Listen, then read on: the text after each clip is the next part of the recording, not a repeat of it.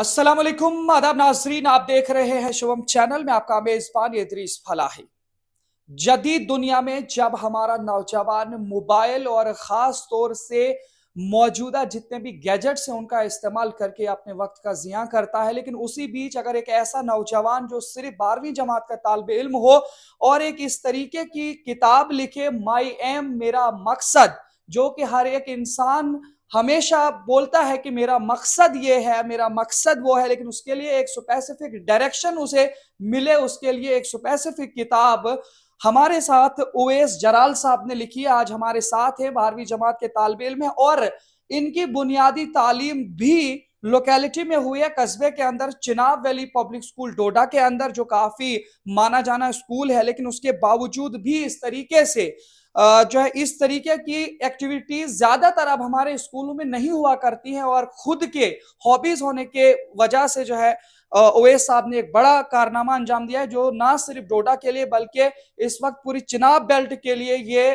फख्र की बात है और प्राउड मूवमेंट है। और सबसे बड़ी बात यह है कि इस फखरिया किताब के लिए आप भी इन्हें तबसरे में मुबारकबाद पेश करें और आइंदा फ्यूचर के लिए इस तरीके के कारनामे अंजाम देने के लिए दुआ करें।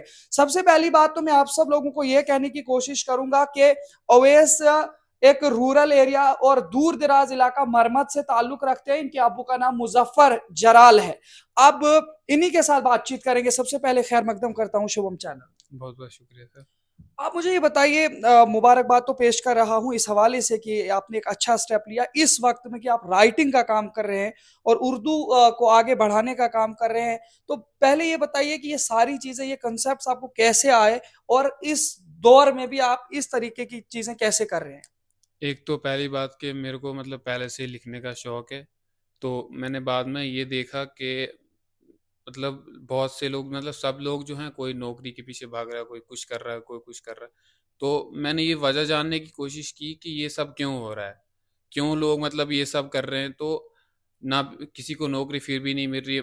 तो मैंने ये देखा कि जितने भी लोग जो कर रहे हैं वो बस ये देख रहे हैं कि भीड़ की तरफ भाग रहे हैं, जो बाकी लोग कर रहे हैं वही कर रहे हैं। तो इसीलिए मैंने ये सोच के इस पे थोड़ी मेहनत की, बहुत 1 डेढ़ साल रिसर्च की।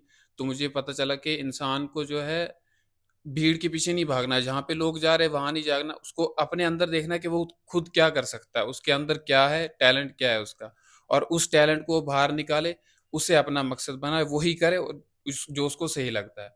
तो यही देख के मैंने उसी पे ये पूरी किताब लिखी है कि इंसान को ज़िंदगी में करना क्या चाहिए और वो कर क्या रहा है। तो क्या लगता है आपको, जो कुछ अहम पॉइंट्स आपने इस किताब के अंदर डाले हैं वो नुकात आप थोड़ा सा लोगों को बताएं। देखिए, फिर से यही कहता हूँ मैं कि इसमें बस यही है कि इंसान को जो है अपनी ज़िंदगी में क्या करना है, इंसान कैसे ज़िंदगी में अपने आगे बढ़ सकता है, कैसे इंसान जो है कामयाब हो सकता है। तो वो दो बातें आपने, एक ये कही कि लोगों को मकसद क्या होना चाहिए और वो किस तरीके से चल रहे हैं, इसकी थोड़ा सा वजाहत करें, आपने इसको देखिए, क्या समझा? अब जैसे कि मतलब अगर कहीं पे लोगों को पता चलता है कि अभी कोई नौकरी के लिए हमें अप्लाई करना है, तो वो कर लेते हैं। लेकिन वो क्यों कर रहे हैं? बस उनका घर चले, उनका परिवार चले, इसलिए उनको नौकरी लग जाए और नौकरी करे।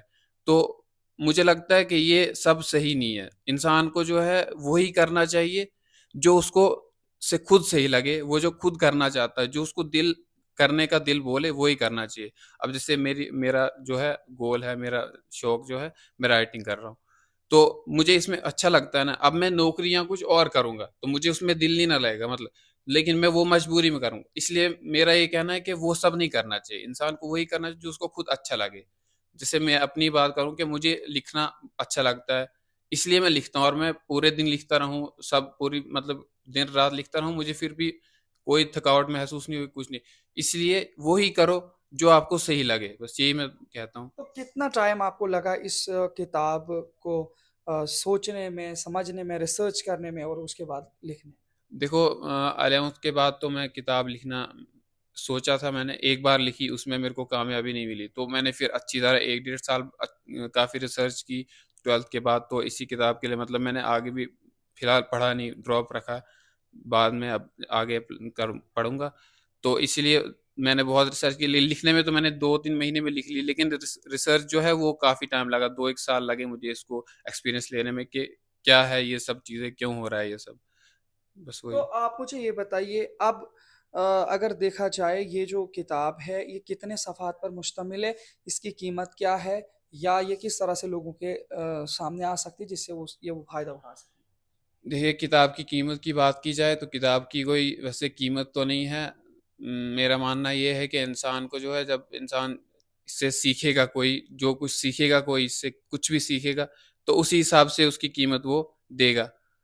कीमत इसकी कोई ज़्यादा नहीं है, बस 20-30 रुपए ही होगी, ज़्यादा कुछ नहीं है कीमत।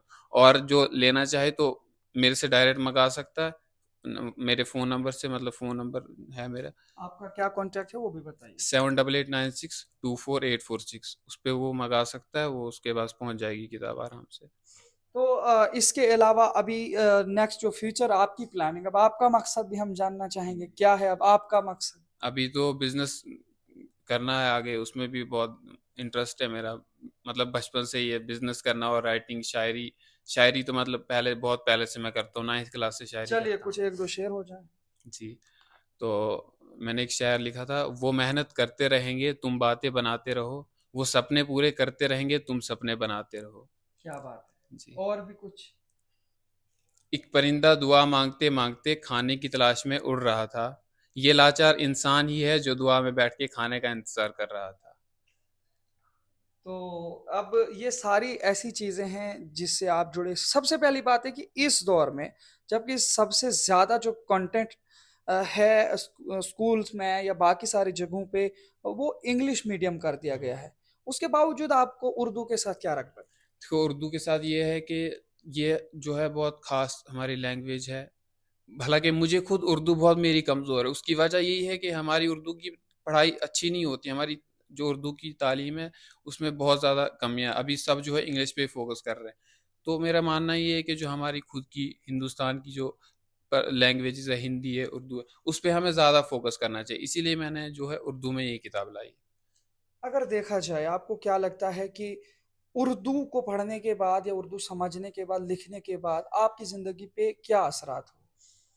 असरात तो काफ़ी सारे हुए, जैसे इंसान जो है मतलब हर वक़्त जो है अपने गोल पे फ़ोकस रखता है कि इंसान को बस ज़िंदगी में अभी कामयाब होना है, उसके बाद जो है बाकी सब करेंगे। बाकी सब करने के लिए हमारे पास बहुत टाइम है। नहीं, अभी ज उर्दू का स्पेशली आपकी ज़िंदगी पे क्या असर? उर्दू का तो पहले मतलब मैंने बताया कि मेरे को उर्दू आता नहीं, बहुत कमज़ोर है। उसकी वजह से बहुत सारी तकलीफ़ें आती हैं, जैसे कि मतलब कुरान शरीफ पढ़ने में भी, उसमें भी मतलब उर्दू का थोड़ा बहुत होता है, अरबी तो होता है, लेकिन उसमें भी बहुत सारी तकलीफ़ आती है। तो इसीलिए बहुत कोशिश की मैंने उर्दू सीखने की, बहुत मुश्किल से जो है उर्दू सीखा।